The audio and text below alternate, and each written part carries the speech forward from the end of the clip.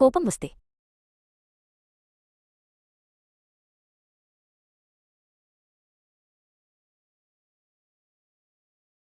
కోపం వస్తే గోవిందనగరి గ్రామంలో సుందరయ్య అనే రైతు కొడుకు రమేష్ 10వ తరగతి చదివేవాడు.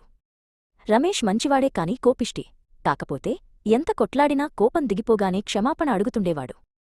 రమేష్ రోజూ ఇలా గొడవలు తెస్తుండటంతో రంగయ్య అతన్ని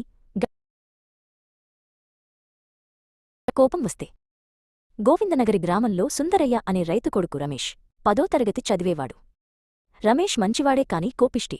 కాకపోతే ఎంత కొట్లాడినా కోపం దిగిపోగానే క్షమాపణ అడుగుతుండేవాడు. రమేష్ రోజూ ఇలా గొడవలు తెస్తుండటంతో రంగయ్య అతన్ని గట్టిగా మందలించాడు. రమేష్, నీకు కోపం వచ్చినప్పుడల్లా పెరటి తలుపుకి ఓ మేకు కొట్టు అని చెప్పాడు.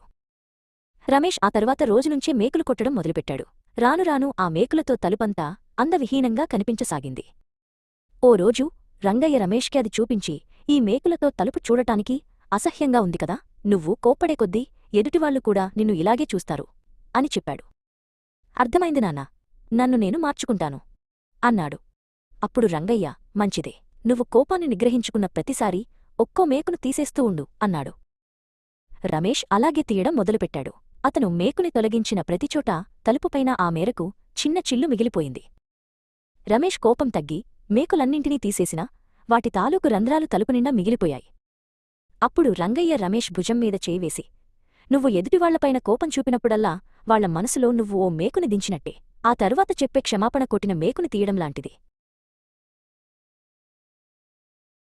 నువ్వు ఎంత నిజాయితీగా, శ్రద్ధగా మేకుని తీసినా ఎదుటివాళ్ల మనసుపైన ఇలాంటి చిల్లు ఒకటి మిగిలిపోతుంది.